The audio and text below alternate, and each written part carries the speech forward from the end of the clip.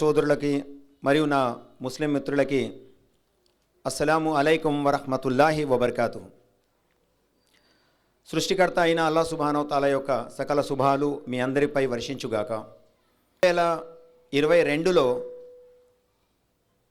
ఈ దావా సెంటర్ అంటే సందేశ ప్రచార కేంద్రము, ఈ సెంటర్ని ఇక్కడ ఏర్పాటు చేయడం జరిగింది. ఇక అప్పటి నుంచి వరుసగా ప్రతి ఏటా రమజాను మాసంలో గత సంవత్సరం నుంచి ప్రారంభించినటువంటి ఒక మహత్తరమైనటువంటి ఒక స్నేహపూర్వక కార్యక్రమము ఈ ఇఫ్తార్ విందు. దీని యొక్క ముఖ్యమైనటువంటి ఉద్దేశం భారతదేశానికి ప్రపంచవ్యాప్తంగా ఉన్నటువంటి ఆ పేరు ఎందువల్ల వచ్చిందనంటే ఏ ఒక కులము లేదా ఒక మతానికి సంబంధించిన వాళ్ళు మాత్రమే కాకుండా సర్వ మతాలు ఒక చోట చాలా చక్కగా ఒకే చోట ఉండిపోవడాన్ని ప్రపంచ ప్రజలు చాలా అద్భుతమైనటువంటి దృశ్యంగా చూస్తూ ఉంటారు. ఇలా దేశ ప్రజలందరూ కూడా ఇలాంటి కార్యక్రమాలను ముందుకు తీసుకెళ్తూ, అంటే రంజాను మాసం వచ్చినప్పుడు మనం ఇట్లా సమీకృతం అవుతూ ఉంటాం. అలాగే కార్తీక మాసంలో వనభోజనాల కార్యక్రమాలు పెట్టినప్పుడు కూడా మేము వెళ్ళి అక్కడ పార్టిసిపేట్ చేస్తూ ఉంటాం. ఇలా ఒక సర్వమత సమ్మేళనం అనేటువంటి ఒక అద్భుతమైనటువంటి ఘట్టాన్ని ప్రతి ఏటా మనం చూస్తూ వస్తుంటాం. అయితే గత 2022 నుంచి ఈ కార్యక్రమాన్ని మనం కూడా ముందుకు తీసుకెళ్ళాలి.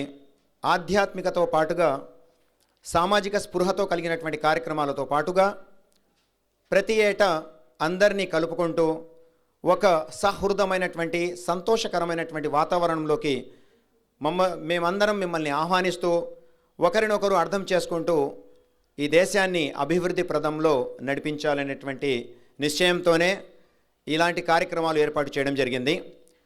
ఇలాంటి కార్యక్రమాలని మొదటగా ప్రోత్సహించడానికి మా మిత్రులు చాలామంది ఉన్నారు. మరీ ముఖ్యంగా పోలీస్ డిపార్ట్మెంట్ వాళ్ళు కూడా ఎప్పుడు ఏ సహకారం అడిగినా కూడా వెంటనే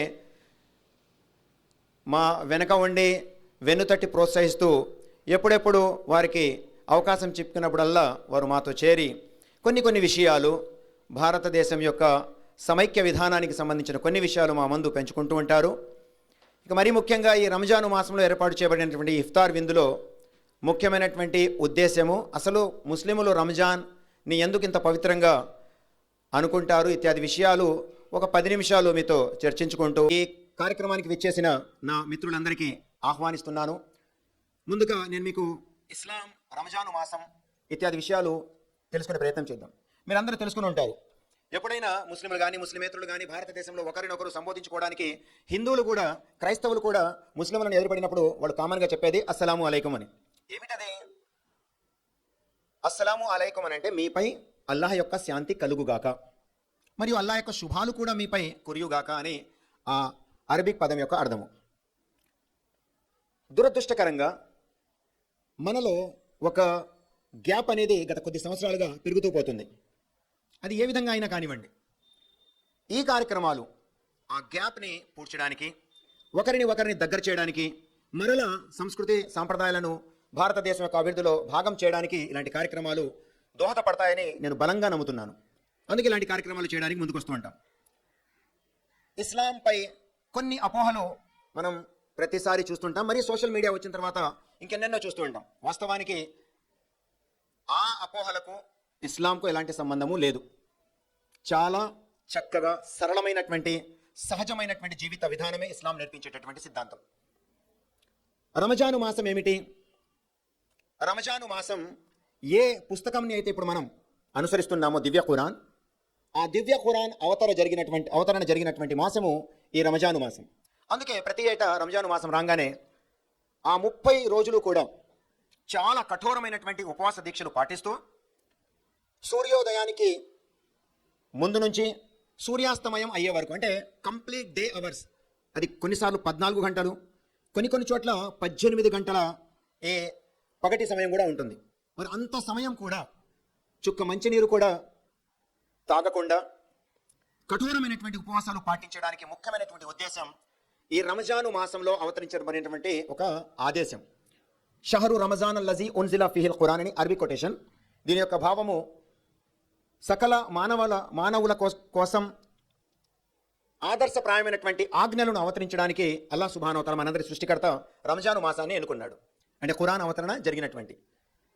మరి వెంటనే రెండవ ఆజ్ఞ ఏంటంటే, ఓ ముస్లిములారా, మీరెవరైతే మీ జీవితంలో రంజాను మాసాన్ని పొందుతారో ఉపవాసాలు పాటించండి.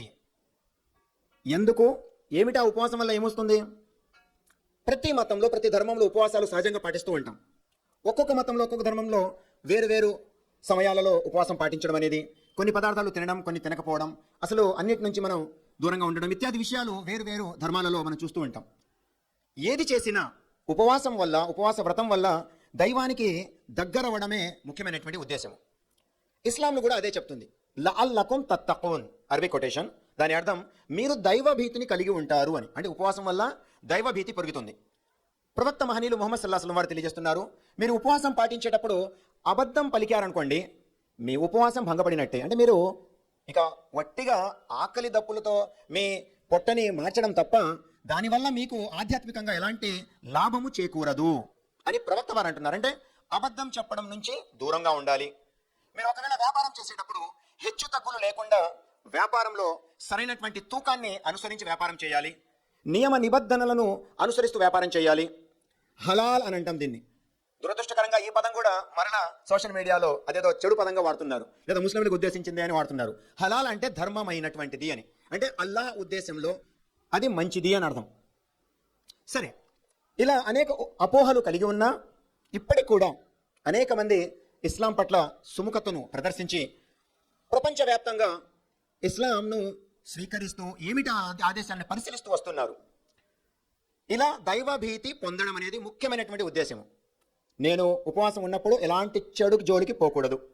రెండవది, ప్రవక్త మహనీయులు ముహమ్మద్ సల్లల్లాహు అలైహి వసల్లం వారు అన్నారు, అరబ్బులకు అరబ్బేతురులపై, అంటే ఒక అరబ్, ఇప్పుడు మనందరికీ తెలిసింది ఇస్లాం ఎక్కడ వచ్చిందంటే అరబ్ దేశంలో వచ్చిందని అంటాం.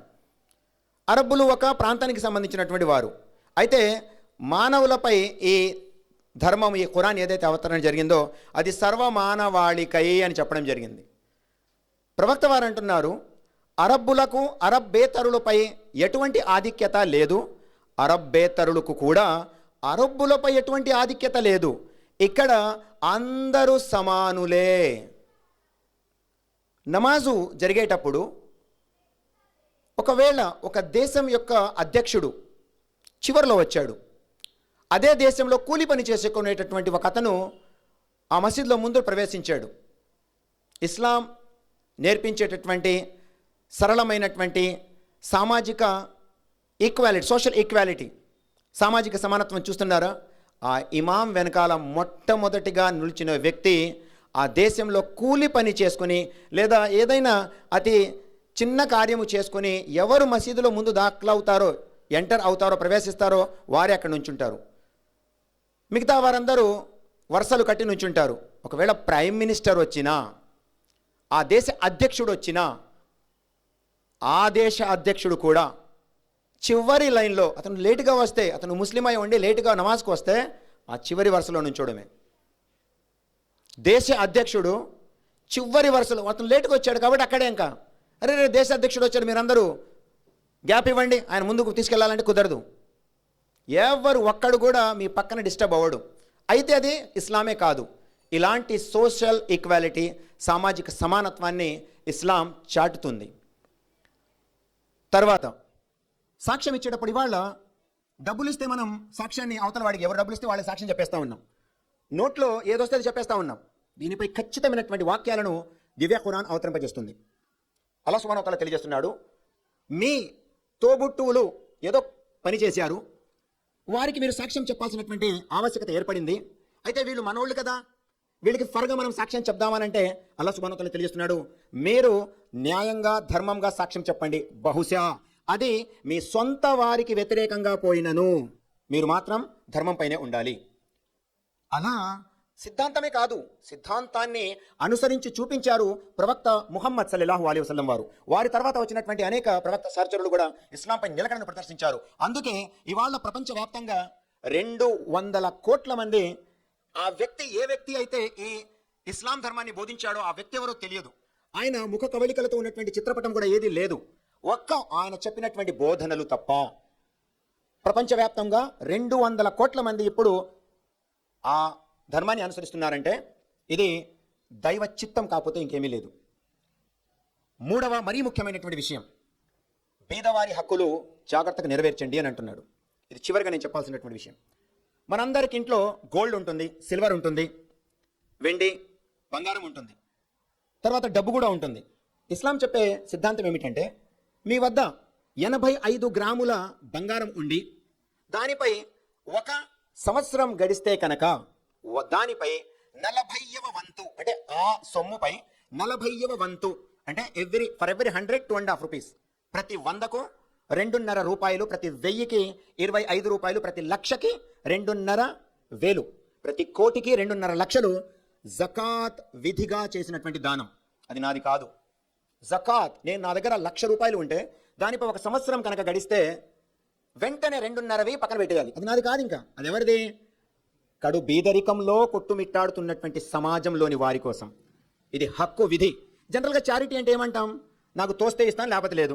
తను అడుగుతాడు వచ్చి, ఏమయ్యా ఏదన్నా దానం చేయండి అంటే, నా ఇష్టం, అది బలవంతమే లేదు. కానీ ఇది బలవంతమే. అల్లాహ్ సుబ్హానహు వ తఆలా ఆదేశిస్తున్నాడు, ఏ వెండిపై అయితే జకాత్ తీయరో, ఏ బంగారంపై అయితే జకాతు తీసి బీదవారికి పంచిపెట్టరో, అలాంటి వెండి అలాంటి బంగారం ప్రళయ దినం నాడు మిమ్మల్ని అది కరిగించి మీ మెళ్ళలో హారంగా వేయబడటం జరుగుతుంది అని అంటున్నారు. అంటే నేను సంపాదించి దాచుకున్న సొమ్ముపై కూడా 2.5% బీదవారి హక్కుగా ప్రతి సంవత్సరం తీయాలి. ప్రతి సంవత్సరం తీయకపోతే మహాపాపం. నేను ఒక కమ్యూనిస్ట్ని అడుగుతున్నాను. కమ్యూనిస్ట్ అంటే ఏంటి? Who are communist? వాళ్ళు సామాజిక సమానత్వాన్ని పాటించేటటువంటి వారు, అందరికి ఈక్వాలిటీ రావాలని కోరుకుంటూ ఉంటారు. ఇస్లాంలో ఈ విషయాన్ని మీరు పరిశీలిస్తే, నా వద్ద ఉన్న బంగారంపై ప్రతి ఏటా, ఇది 1 సంవత్సరం ఇచ్చి వదిలేసేది కాదు, ప్రతి ఏటా మేము ఆ బీదవారికి పంచాలి. లేని పక్షంలో మహాపాపం. మీరు ఎన్ని ఉపవాసాలన్నా పాటించండి, మీరు ఏదన్నా చేయండి, మీరు కనుక ఈ సొమ్ముని ఆ దైవ దాసులకు ఇవ్వకపోతే అది వృధా సొమ్ముగా మీకు మిగిలిపోతుంది, మీరు పాపాత్ములైపోతారు. అది ఇస్లాం నేర్పించే సామాజిక సమానత్వం. మిత్రులారా, ఇస్లాం నేర్పించే మరొక ముఖ్యమైనటువంటి విషయం, మనందరం ఎక్కడ పుట్టాం? భారతదేశంలో పుట్టాం. భారతదేశం యొక్క కాన్స్టిట్యూషన్ని మనకు మనమే రాసుకొని మనకు మనమే సమర్పించుకున్నాం. To the people, by the people, for the people అంటాం కదా మనం. ప్రజల చేత ప్రజల కొరకు మనం రాసుకుంటున్నటువంటి ఈ రాజ్యాంగం, ఇందులో ప్రతి ఒక్కరికి సమానమైనటువంటి హక్కులు ఉన్నాయి. భారతదేశంలో ఉండేటువంటి ప్రతి ఒక్కరిపై దేశ ప్రేమను కలిగి ఉండడం బాధ్యతగా చేయడం జరిగింది. ఒక ముస్లిము వాస్తవానికి అతను అనుసరించే ధర్మం యొక్క మూలాలు సౌదీ అరేబియాలో ఉన్నాయి. కానీ ఇండియాలో పుట్టినటువంటి ముస్లిం సౌదీతో సంబంధం లేదు. ఏదో పుణ్యక్షేత్రంగా ఒకసారి విజిట్ చేసి వస్తాడంతే, దానికి మనకు సంబంధం లేదు. నువ్వు శ్రీలంకలో పుట్టినా సరే, జపాన్లో పుట్టినా సరే, ఏ దేశంలో నువ్వు పుడతావో ఆ దేశం యొక్క ప్రేమని కలిగి ఉండడం నీ బాధ్యతగా ఇస్లాం ధృవీకరించి చెప్తుంది. కనుక ముస్లిం మిత్రులారా, భారతదేశాన్ని ప్రగతి పదంలో నడిపించాల్సినటువంటి బాధ్యత మొదటగా స్వాతంత్ర సమరంలో ముస్లింలే నిర్వర్తించారు. ఆ తర్వాత కూడా ఇప్పటికి కూడా ప్రపంచవ్యాప్తంగా అందరికంటే ఎక్కువ ముస్లింలు ఎక్కడున్నారంటే, this is the 2nd most populated Muslims country, India. మాషా అల్లా, ఇది ఎంతో గర్వంగా చెప్పుకోవాల్సినటువంటి విషయం. ఇంత అత్యధిక మంది ముస్లింలు కలిగినటువంటి 2వ దేశం ప్రపంచంలో అది భారతదేశం.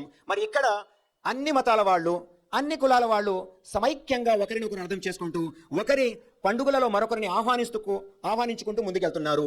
ఇదే ఇస్లాం నేర్పించేటటువంటి ధర్మము. చివరి పదం, మీరు హిందువులన్నా కానీ, మీరు క్రైస్తవులన్నా కానీ, మీరు యూదులన్నా కానీ, ప్రపంచంలో దేవుణ్ణి నమ్మని వారైనా సరే, మనందరం పుట్టింది ఒకే తల్లి తండ్రికి. ఇది బైబిల్లో పాత నిబంధన చెప్తుంది. ఉపనిషత్తుల్లో కూడా కొన్ని విషయాలు ఇలాంటివే మనకు బయలుపడడం జరుగుతుంది. చివరిగా దివ్య ఖురాన్లో కూడా అదే చెప్పడం జరిగింది. మిత్రులారా, మనందరినీ సృష్టించిన సృష్టికర్త ఒక్కడు, మనందరి తల్లిదండ్రులు ఒక్కరే. అక్కడి నుంచే మానవాళి పుడుతూ అలా వ్యాపిస్తూ వచ్చింది. మనమందరం కలిసి ఉండాలి. అల్లాహ్ సుబ్హానహు వ తఆలా అంటున్నాడు, ఒకరిని ఒకరు అర్థం చేసుకోవాలని నేను మిమ్మల్ని జాతులుగాను తెగలుగాను వేరుపరిచాను. మీరు జాతులుగా, మీరు దూరంగా ఉన్నంత మాత్రాన వాళ్ళని ద్వేషించాలని కాదు, మీరు ఒకరినొకరిని అర్థం చేసుకోవాలి. పెట్రోల్ మనకు దొరకదు. ఈ సంఘీభావం అనేది ఒకళ్ళొకళ్ళ మధ్యలో ఉంటే వారు అక్కడ దొరికేటటువంటి పెట్రోల్ని మనకు ఎగుమతి చేస్తారు, మనం దిగుమతి చేసుకుంటాం. మా వద్ద ఉన్నటువంటి అనేక వెజిటేబుల్స్ వాళ్ళకి ఎగుమతి చేస్తాం. ఇలా అర్థం చేసుకుంటూ జీవితాన్ని గడపాలి అని ఖురాన్ ఆజ్ఞాపిస్తుంది. సో ఒక్కసారి బీయింగ్ ఏ ముస్లిం, నేను ముస్లిం కుటుంబంలో పుట్టాను కాబట్టి ముస్లిం, కానీ భగవద్గీతని చదివినటువంటి ఒక ముస్లింని, వేదాలలో కొన్ని మరీ ముఖ్యంగా ఉన్నటువంటి విషయాలను తెలుసుకున్నటువంటి వ్యక్తిని, భారతదేశం సమైక్యంగా ఉండేటటువంటి దేశం. ఇక్కడ ఉన్న ప్రతి ఒక్కరూ అన్ని మతాలను, అన్ని గ్రంథాలను అవగాహన చేసుకోవాలి. ఒకసారి అవగాహన చేసుకున్నారనుకోండి, ఒక సయోధ్య స్నేహపూర్వకమైనటువంటి వాతావరణం ఉంటుంది. అలా కానప్పుడే మనకు వ్యత్యాసాలు వస్తూ ఉంటాయి. మరి వ్యత్యాసాలు వస్తే ఏం జరుగుతుంది? కొట్లాటలే జరుగుతూ ఉంటాయి. మధ్యలో రాజకీయ నాయకుడు ఒకడొచ్చి ఏదేదో చేయడం మొదలు పెడతాడు. మీరైనా, నేనైనా, ఒక హిందూ అయినా, ఒక ముస్లిం అయినా, ఒక క్రైస్తవుడైనా, ఇంకెవరైనా సరే రాజకీయ నాయకుడు వచ్చి ధర్మం గురించి మాట్లాడితే తనకేం చెప్పాలి? అయ్యా, నువ్వు వెళ్ళి రాజకీయం చేసుకో, పరిపాలన చేసుకో. ధర్మాన్ని కాపాడడానికి ధర్మవేత్తలు ఉన్నారు, మఠాధిపతులు ఉన్నారు, పీఠాధిపతులు ఉన్నారు, మౌలానాలు, ముఫ్తీలు ఉన్నారు, పాస్టర్స్ ఉన్నారు. వాళ్ళు చూసుకుంటారు ఆ మత విషయాల ధర్మం అంతా. వాళ్ళు చూసుకుంటారు. నువ్వు వెళ్ళి ఏం చేస్తావు? నీ పాలన నువ్వు చూసుకో అని చెప్పేయండి. ఇక అతను మన మధ్యలో ఎటువంటి పుల్లలు పెట్టే అవకాశం లేదు. మిత్రులారా, మనందరి దేశం భారతదేశం, మనందరి దేవుడు ఒక్కడేను. ఈశ్వర్ అని కొంతమంది పిలిచినా, యెహోవా అని మరికొంతమంది పిలిచినా, అల్లాహ్ అని ఇంకొకరు పిలిచిన సకల శుభప్రదమైనటువంటి నామాలు ఆ ఏకైక భగవంతుడికేను. ఇక్కం బ్రాహం ద్వితీయం నాస్తి అని అంటాయి వేదాలు. నా తస్య ప్రతిమ అస్తి అని అంటాయి వేదాలు. రెండవ వాడు లేడు అని అంటుంది వేదం. భగవద్గీత అంటుంది ఆది అంతము లేదు, పుట్టుక కూడా లేదు ఆ దేవునికని భగవద్గీత అంటుంది. దివ్య ఖురాన్ కూడా అదే సెలవిస్తుంది. ఆయన పుట్టలేదు, ఆయనకు ఎవరు పుట్టలేదు. అలాంటి వాడే మనందరి సృష్టికర్త. ఆ సందేశాన్ని మీరు గ్రహించండి. అందరం ఆ దేవుని వైపుకి మరలాలి. అందరం ఒకళ్ళొకళ్ళు అర్థం చేసుకుంటూ జీవితాన్ని గడపాలి. రాజకీయాన్ని దరి చేయకుండా మేము ఓట్లు వేస్తాం, మీరు అక్కడ ఉండండి అని చెప్పి వాళ్ళని పంపించేసి, మా వ్యాపారంలో మిమ్మల్ని పిలుచుకుంటా, మీ వ్యాపారంలో మమ్మల్ని పిలుచుకుంటా సయోధ్యతో కనుక ఉంటే ఈ దేశాన్ని అభివృద్ధి పదంలో నడిపించడానికి ఈ భారతీయులు ఒక్కళ్ళే చారు, మరెవరూ అవసరం లేదు. మిత్రులారా, ఇలాంటి ఒక చక్కటి సందేశాన్ని మీకు అందజేస్తూ నాకు ఇచ్చినటువంటి అవకాశంలో అల్లాహ్ సుబ్హానహు వ తఆలాకి వేనోళ్ల కృతజ్ఞతలు తెలియజేసుకుంటున్నారు.